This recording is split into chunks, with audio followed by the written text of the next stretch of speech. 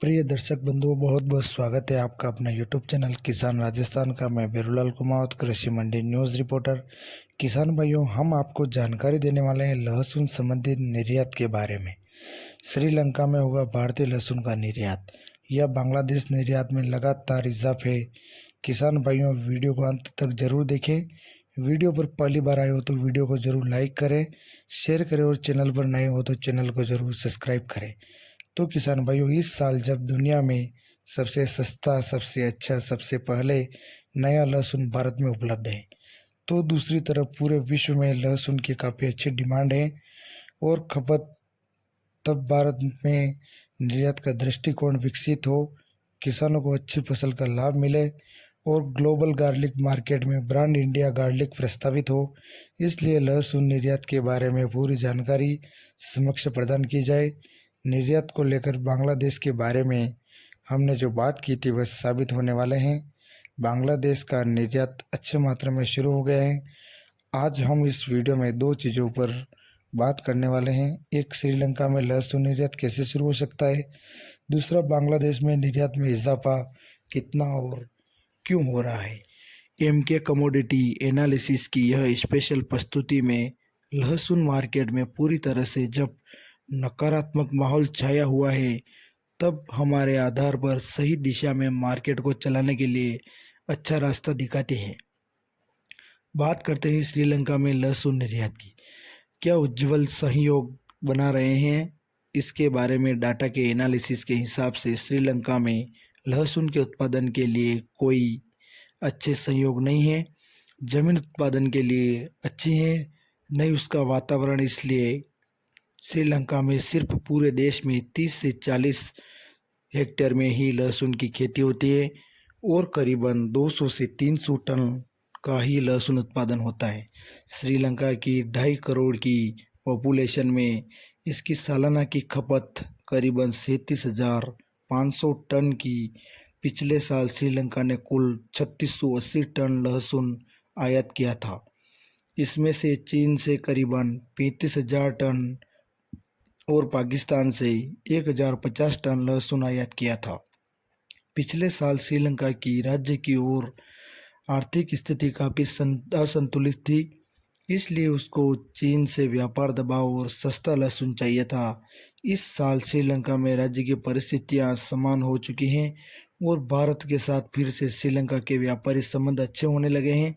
श्रीलंका और चीन के बीच व्यापारी करीबन $3 बिलियन है, जिसकी वजह से श्रीलंका की आर्थिक स्थिति खराब हो रही है, जबकि भारत के साथ श्रीलंका की व्यापारिक खपत करीबन $2 बिलियन है और भारत के लिए श्रीलंका मोस्ट फेवरेट देश में से एक है।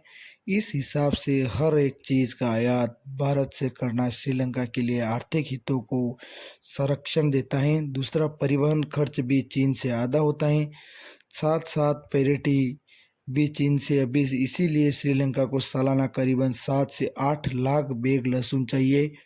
वह निर्यात के लिए उज्जवल सहयोग पैदा हो रहे हैं। निर्यात का एक अच्छा माध्यम विश्व के हर देश में खुला है, पर मूल ज़रूरत है कि यहाँ पर माल की सप्लाई बनी रहती है। अच्छा निर्यात तभी हो सकता है जब माल की सप्लाई बनी रहेगी। इसलिए किसानों को 50 से 100 रुपये की रेंज में अगर धीरे धीरे माल निकालते रहेंगे तो इस साल बेहतरीन निर्यात के संयोग पैदा हो रहे हैं और आगे जाकर किसानों को ही इसका इजाफा मिलने वाला है। बांग्लादेश के निर्यात में हो रहे इजाफे के बारे में, बांग्लादेश का निर्यात जैसे कि हमारे इस तरह से 16 फरवरी शुरू हो गया था। भारतीय नई ऊँटी लहसुन की बांग्लादेश में अच्छी डिमांड निकल कर आ रही है। गीला कच्चा माल होने के बावजूद बांग्लादेश में ऊँटी लहसुन की बेहतरीन ग्राहकी देखी जा रही है।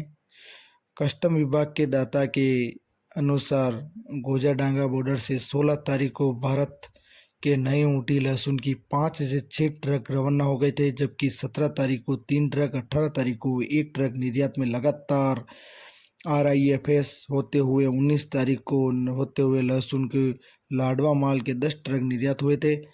जब इसमें इजाफे पर होते हुए बांग्लादेश के निर्यात के लिए रवाना हुए तो इस हिसाब से बांग्लादेश के निर्यात में लगातार बढ़ोतरी हो रही है। आज लहसुन निर्यात के लिए 5 गाड़ी खड़ी हुई है।